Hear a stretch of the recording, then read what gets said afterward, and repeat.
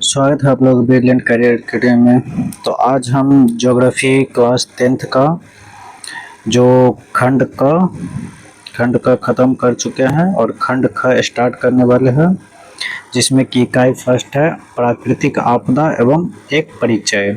इसमें हम पढ़ेंगे प्राकृतिक आपदा के बारे में। प्रमुख प्राकृतिक आपदा कौन कौन सा है? भूकंप, चक्रवात, सुनामी, ये सब जो होता है वो। बाढ़ के बारे में पढ़ेंगे, सुखाड़, हिमस्खलन, भूस्खलन, पृथ्वी अति मिट्टी का खिसकना, इस सब के बारे में पढ़ेंगे। तो चलिए स्टार्ट करते हैं।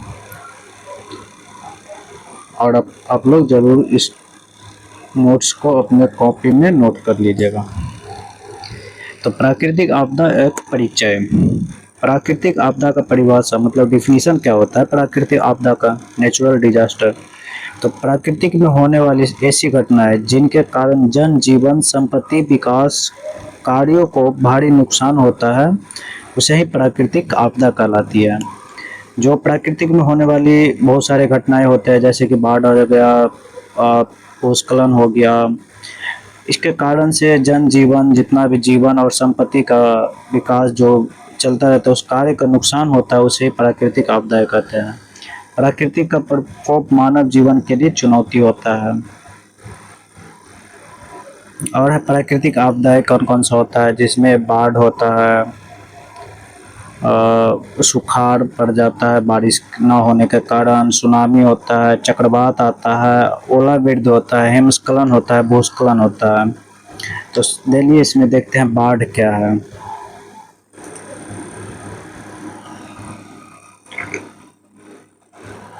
तो बाढ़ के बारे में देखते हैं। अत्यधिक वर्षा या नदियों में जल की मात्रा बढ़ जाने से जब पानी आसपास के क्षेत्रों में फैल जाता है तो बाढ़ आती है। और अत्यधिक अगर वर्षा होगा किसी क्षेत्र में तो नदियों में हद से ज़्यादा पानी बढ़ जाएगा, उसके कारण ही बाढ़ आते हैं।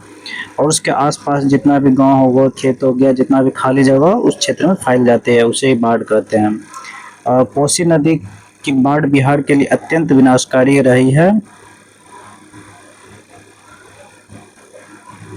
कोसी नदी का जो बाढ़ है अत्यंत ही विनाशकारी रहा है, जो कि बिहार का शोक भी कहा जाता है। कोसी को बिहार का शोक भी कहा जाता है। ये पॉइंट आप लोग याद रखिएगा। वर्ष 2008 में कोसी नदी की बाढ़ ने बिहार को भारी तबाही मचाई थी। ये भी याद रखिएगा कि 2008 में कोसी नदी की बाढ़ ने बिहार में भारी तबाही मचाई थी। फिर है आगे सुखाड़। सुखाड़ किसे कहते हैं? तो सुखाड़ है कि जब औसत वार्षिक वर्षा की मात्रा 25% 25% 25% 25% से अधिक कमी हो जाती है तो उसे सुखाड़ की स्थिति माना जाता है। जब किसी क्षेत्र में या किसी स्थान पर जो वार्षिक वर्षा औसत जो होता है ना, उसके क्षेत्र जैसे कि 25% है, तो इसके अधिक कमी के कारण उसे ही सुखाड़ स्थिति माना जाता है। सामान्यतः 50 सेंटीमीटर से कम वर्षा वाले क्षेत्र को सुखाड़ की संभावना अधिक रहती है। वर्ष 2009 में बिहार के सहित देश के अनेक भागों में वर्षा कम होने के कारण सुखाड़ की स्थिति उत्पन्न हुई थी। जैसे कि 25% से अधिक कमी होगा तो सुखाड़ होगा, और 50 सेंटीमीटर से कम वर्षा होगा तो अधिक संभावना होगा उस जगह पे सुखाड़ पड़ा है। आगे है भूकंप। पृथ्वी में होने वाली कंपन की घटना को भूकंप कहते हैं। भूकंप अगर पूछेगा एग्जाम में आप लोगों को तो लिखना है पृथ्वी में होने वाली कंपन की घटना को भूकंप कहते हैं। और भूकंप की तीव्रता को मापते हैं रिएक्टर स्केल से। और वर्ष 1934 में बिहार में एक विनाशकारी भूकंप आया था, जो आप लोग याद रखना है। इस पॉइंट में है कि भूकंप को किस चीज़ से मापता है, तो रिएक्टर स्केल से। इससे बिहार की कई भागों में जान माल की भारी क्षति हुई थी। रिएक्टर स्केल द्वारा मापते हैं जो भूकंप आता है उसको। जो 1934 में एक भूकंप आया था बिहार में, विनाशकारी भूकंप के नाम से जाना जाता है। फिर है सुनामी। सुनामी समुद्र में उत्पन्न अत्यधिक शक्तिशाली लहरों को सुनामी कहा जाता है। जो समुद्र में अत्यधिक जो शक्तिशाली लहरें उत्पन्न होते हैं उसे सुनामी कहते हैं। और यह तटीय क्षेत्रों में भारी बर्बादी कर सकती है।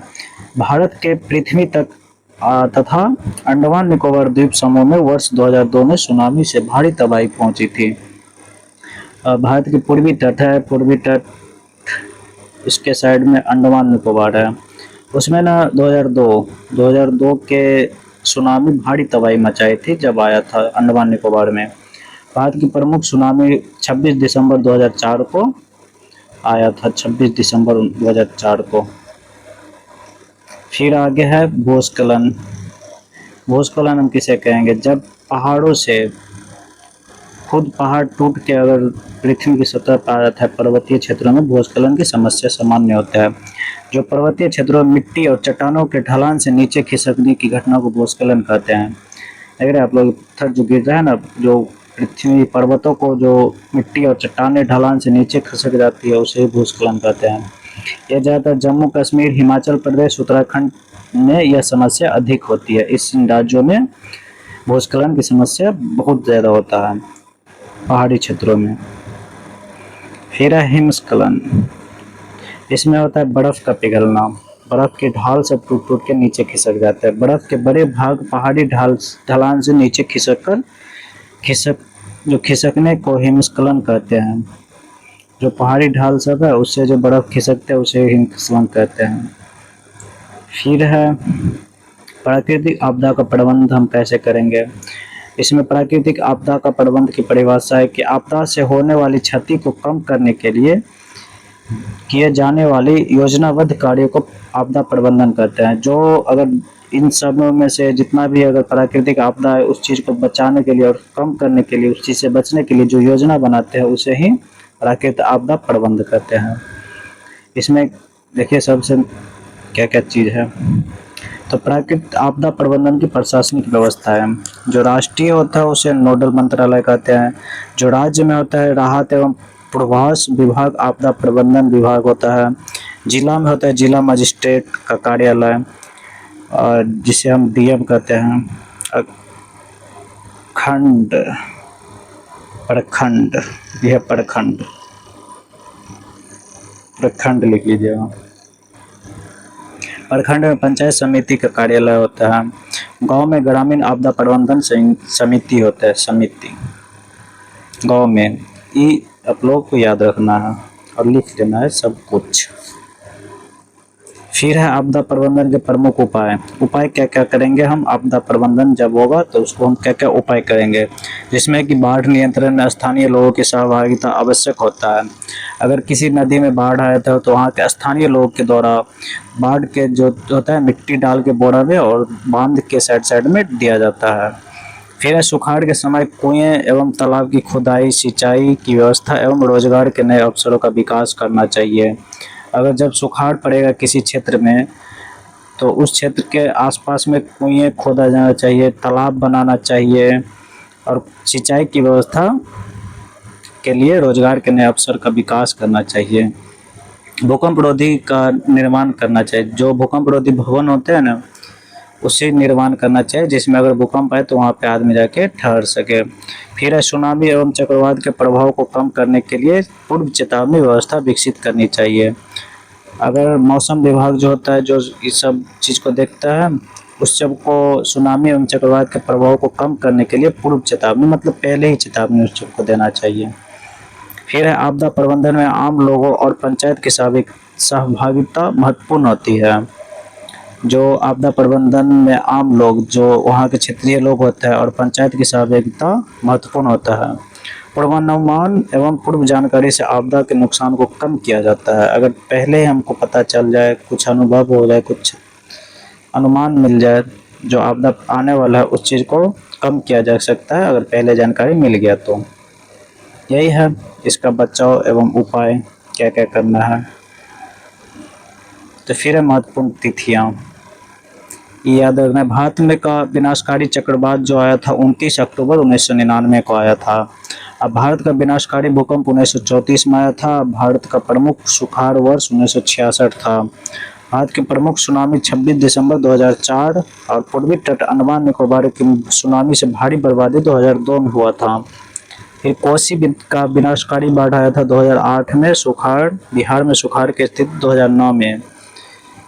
फिर बिहार का शोक जो कहा जाता है, कोसी नदी को 25% से अधिक कमी होता है जिस क्षेत्र में उसे सुखाड़ और 25 सेंटीमीटर से कम वर्षा होता है तो सुखाड़ की अधिक संभावना होता है उस क्षेत्र में। भूकंप का मापन करते हैं रिएक्टर स्केल से। जन सहयोग प्रभावी आपदा प्रबंधन होता है। तो जितने भी चीज़ है ये चीज़ लिख लीजिएगा आप लोग, इसी में से ऑब्जेक्टिव और सब्जेक्टिव मिल जाएगा।